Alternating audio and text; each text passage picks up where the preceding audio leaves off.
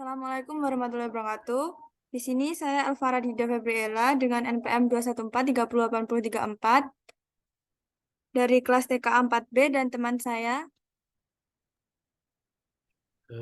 Saya Muhammad Rifat Abdul Setiawan dengan NPM 214308041 dari kelas TK 4B. Di sini kami akan mempresentasikan hasil diskusi kami tentang transformator dengan outline. Yang pertama ada pengertian, jenis dan macam trafo, karakteristik, kegunaan, komponen trafo, prinsip kerja, dan video cara kerja.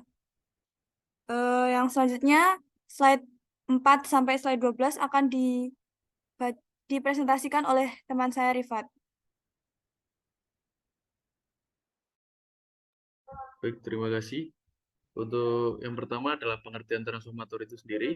Pengertian dari transformator adalah alat listrik yang dapat memindahkan dan mengubah energi listrik dari suatu atau rangkaian listrik ke rangkaian lainnya melalui suatu gandengan magnet dan berdasarkan prinsip induksi atau elektromagnetik.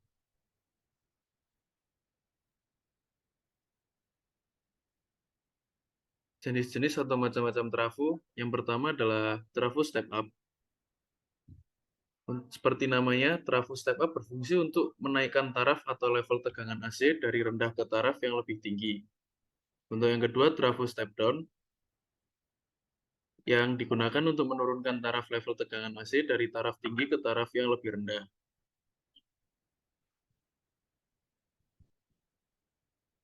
Untuk yang ketiga, trafo berinti udara atau air core transformer. Pada trafo yang berinti udara, gulungan primer dan gulungan sekunder dililitkan pada inti berbahan non-magnetik yang biasanya berbentuk tabung yang berongga. Untuk yang selanjutnya, trafo berinti besi atau iron core transformer. Pada trafo berinti besi, gulungan primer dan gulungan sekunder dililitkan pada inti lempengan besi yang dilaminasi.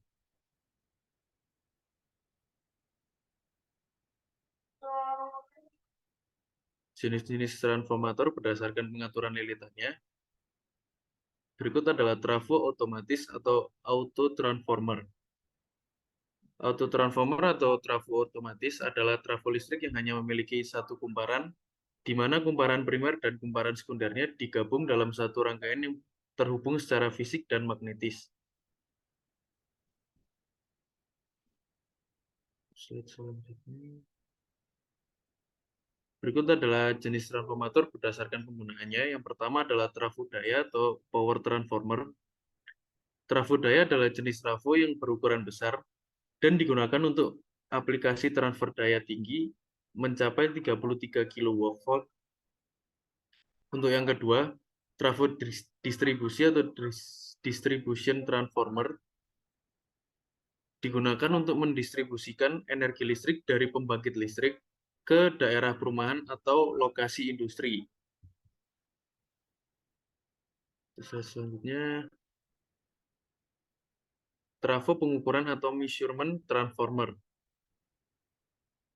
digunakan disebut dengan measurement transformer atau instrumen transformer ini digunakan untuk mengukur kuantitas tegangan, arus listrik, dan daya yang biasanya diklasifikasikan menjadi trafo tegangan dan trafo arus listrik, serta lain-lainnya.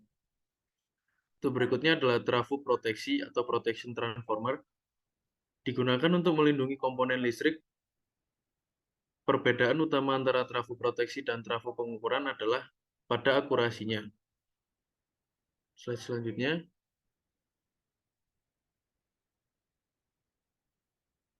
Kegunaan transformator.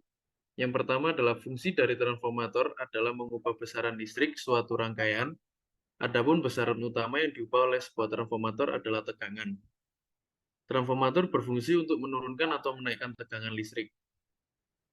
Berdasarkan jenisnya, trafo level tegangan yaitu trafo step up digunakan pada rangkaian penyearah, rangkaian pengisi daya baterai, TV, amplifier, dan sebagainya. Transformator atau trafo step up yang berfungsi untuk menurunkan tegangan listrik. Transformer step up digunakan dalam stabilisator, kontrol industri, mesin berat, dan lainnya. Transformator atau trafo step up berfungsi untuk menaikkan tegangan listrik. Untuk selanjutnya adalah trafo isolasi, yaitu berfungsi untuk mengisolasi tegangan input dan tegangan output. Trafo isolasi ini sendiri digunakan pada rangkaian inverter, yaitu rangkaian untuk mengubah tegangan DC menjadi tegangan AC. Selanjutnya adalah fungsi trafo daya, biasanya dipakai dalam aplikasi transfer daya, di mana dayanya dapat mencapai hingga 33 kV. Slide selanjutnya. Oke, karakteristik berikutnya adalah karakteristik trafo. Yang pertama adalah frekuensi daya input dan output adalah sama. Untuk yang kedua, semua trafo menggunakan hukum induksi elektromagnetik. Untuk yang ketiga, kumparan primer dan sekunder tidak memiliki sambungan listrik, kecuali untuk trafo otomatis, dan perpindahan daya terjadi melalui flux magnet. Untuk yang keempat, tidak ada bagian yang bergerak diperlukan untuk mentransfer energi, sehingga tidak ada gesekan atau kerugian seperti perangkat lainnya. Untuk slide selanjutnya, prinsip kerja transformator. Transformator menggunakan prinsip hukum induksi Faraday dan hukum Lorentz dalam menyalurkan daya, di mana arus bala-balik yang mengalir mengelilingi suatu inti besi, maka inti besi itu akan berubah menjadi magnet. Dan apabila magnet tersebut dikelilingi oleh belitan, maka pada kedua ujung belitan tersebut akan terjadi beda potensial. Slide selanjutnya. Berikut adalah rumus-rumus atau nilai keterangan yang digunakan dalam mengukur trafo.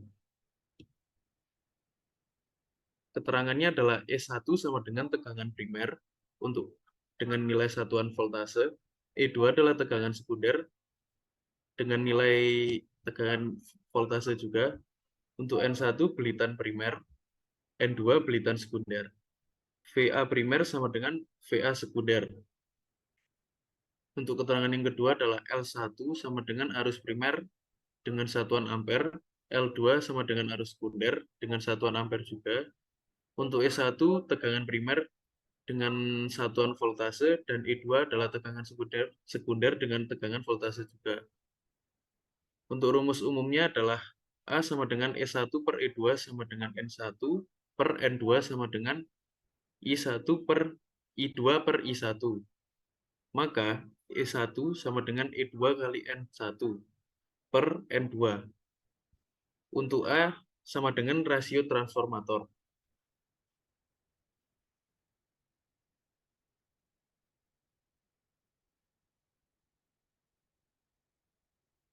Oke, untuk slide selanjutnya dapat dilanjutkan oleh teman saya. Saya kembalikan kembali kepada Mbak Elvara. Oke, terima kasih Rifat. Di sini selanjutnya ada komponen dari transformator itu sendiri. Yang pertama yaitu ada kumparan trafo. Kumparan trafo terdiri dari belitan kawat tembaga yang dilapisi dengan bahan isolasi, karbon, pertinax, dan lain-lain. Untuk mengisolasi baik terhadap inti besi maupun kumparan lain. Untuk trafo dengan daya besar, lilitan dimasukkan dalam minyak trafo sebagai media pendingin. Lalu yang kedua ada inti besi yang terbuat dari lempengan-lempengan ferromagnetik tipis yang berguna untuk mempermudah jalan flux yang ditimbulkan oleh arus listrik yang melalui kumparan.